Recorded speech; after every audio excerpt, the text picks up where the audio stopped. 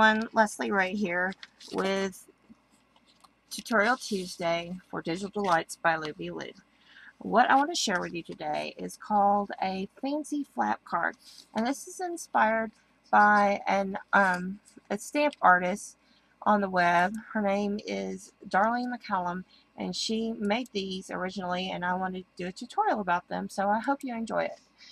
For the tutorial, I need a Jubbly Hippo and the Into the Wild paper pack, cardstock, tape runner, colors, and you can then use either scissors, dies, or punches, and I'll explain that a little more in a minute. Okay, what I have here is I've cut 2 pieces of Into the Wild paper pack, and these are cut at 5.5 by 5, and this is going to serve as my flaps. I'll show you in a minute.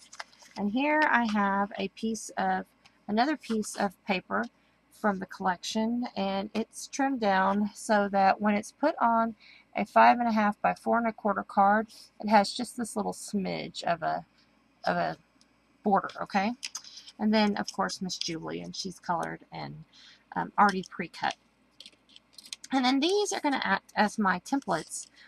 They're just some random pieces of cardstock that I'm recycling to make templates.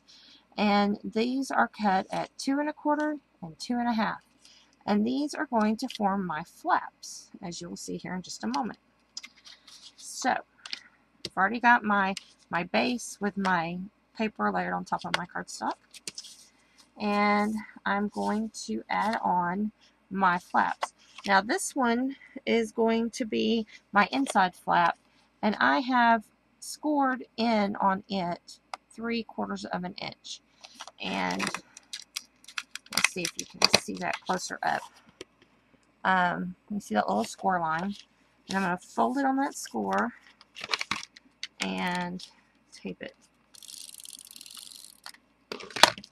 This is going to be my inside. Now, your inside could be on your left or on your right. It's up to you. This card can open from the left or the right. It does not matter. Okay. This is going to be my inside. And then my outside is just scored at the 1/2 inch mark. And so I'm going to take this and... Oh! Not do that. Hang on. I'm going to stick this to my card. How funny is that? Okay. We're going to stick this to the card. Here we go. So I have this one on the inside. I have this one on the outside. And when it's folded, it hangs over just a little bit. But that's okay, because what we do next, we'll take care of that. What we're going to do is measure in on your card. And the way I'm going to do this is I've got numbers over here on the edge, and I'm going to measure down to 2 3/4 inches. And why that number? It's because it's half of 5.5. Okay? And I'm going to score it right here. You can use a pencil to mark it, or you can score it. And then on either side, likewise, I'm going to measure down 2 3/4 inches and score.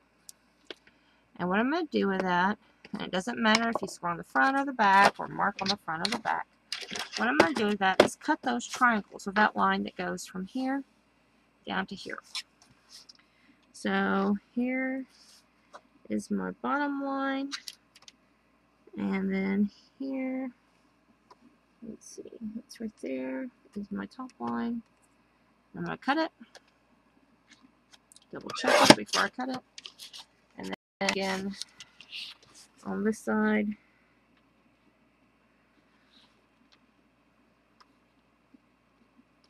and cut. Okay, so when this is folded over, it's going to be like this, and now I'm going to round that edge just a smidge. If you have a corner rounder, you can use that, or you can hand round it. If you're not sure about cutting it round by hand, I've cut many of these round by hand. That's why I'm kind of proficient at it. You can always take like a button or a penny or something round to trace that corner around so you can cut the corner you want. Now I need to cut my inside the same way. And so again, going to measure at 2 3/4 and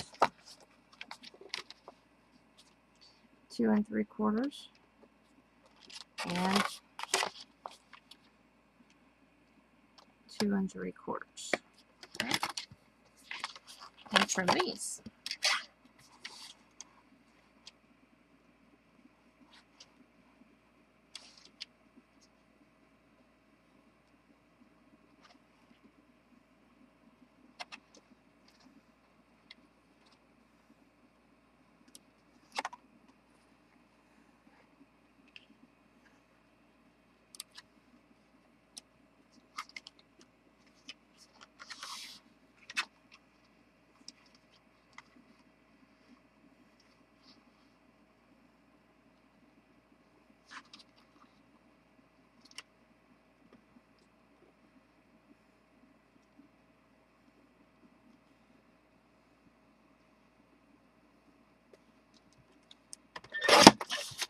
And there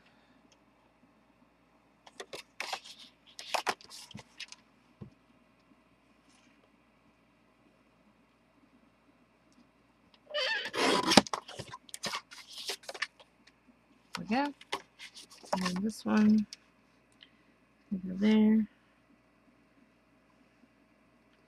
to there. So now folds in and folds in. And again, I'm going to trim that corner around.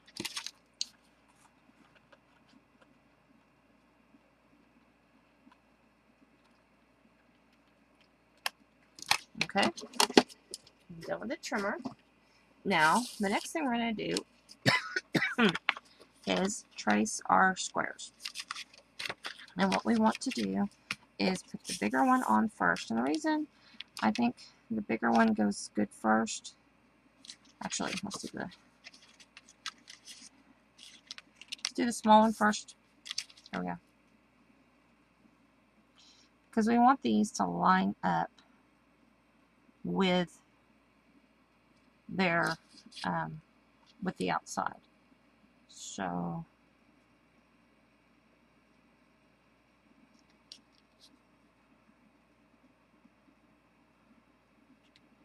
and I can move that in pretty good and trace it. Remember, this is the inside one.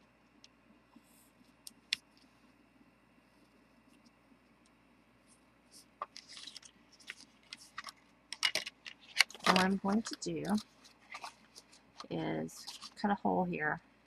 And this is where I said you could use die cuts or punches or your scissors. I am using my scissors. I chose a square as my image, and it is real super easy to cut out with a pair of nice little sharp scissors. So that's why I'm using scissors. Now, if you wanted to and had some good sizes of die cuts, you could use squares or circles or any other shape that you have, especially the ones that nest and have lots of frame sizes for you to use. You could definitely use that to cut this out.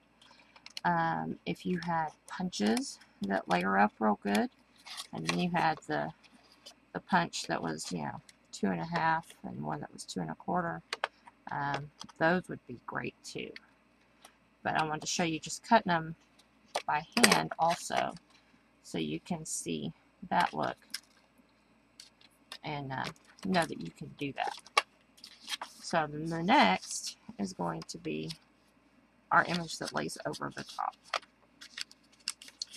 And so I'm going to test drive this, and I want to mark it so that when they line up, I don't have any holes here or here. See, if I had put this all the way over here, when I line this up, I'd have this hole right here. You see that? There's a hole right there. So what I'm doing is using my template to make sure when I line up my jobbers here that they are going to line up nicely. And another way you could do that is to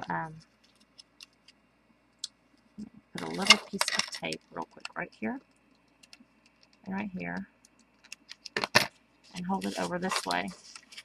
And probably what I would do is adjust it just a smidge like this.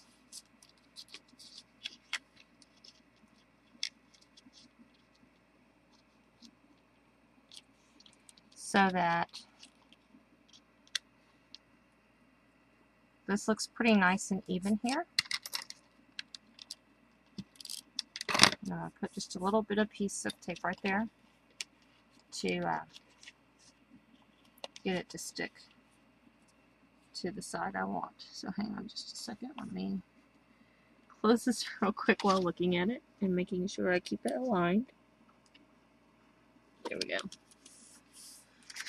So now, there we go. That is where I want it. Okay, that's going to be the best place for it so that it sticks nicely or cuts nicely to my image. So here we go.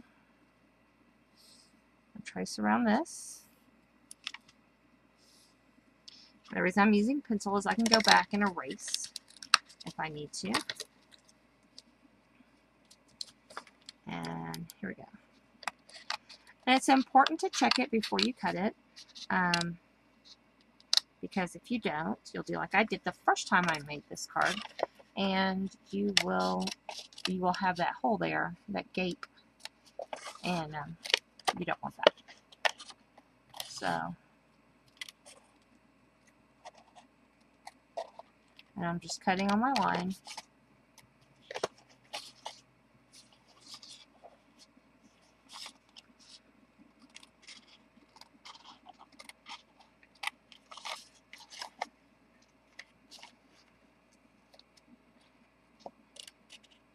You could do some fancy things with circles.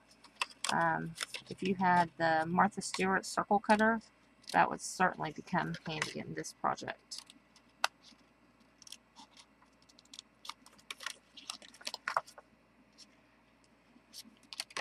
And this last piece, I have to come back at this direction.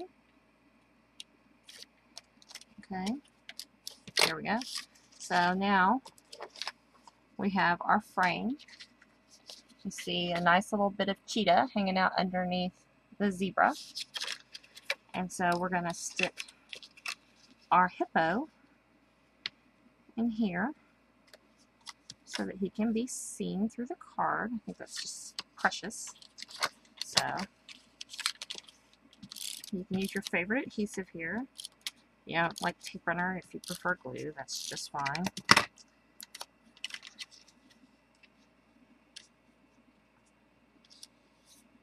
I find for this project, working with tape runner is very simple and fast and easy. And there we go. Now, one last thing I want to do before I call this done is I want to take a dark brownish kind of color and go around the edges of my cardstock, both the black and the cheetah, both the zebra and the cheetah, because I think in this case it just gives a little bit more finished edge. Mess up. When you're not going around the inside, it's so much easier to do this with the wide side of your pen. There we go.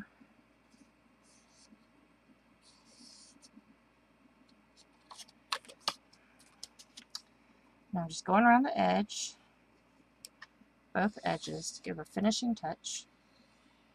Now you can certainly add any kind of sentiment you want with this card, or a little button to finish it off,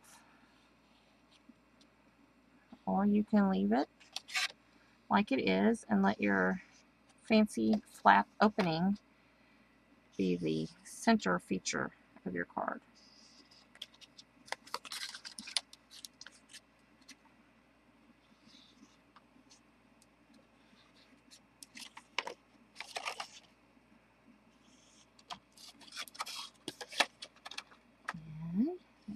last flap.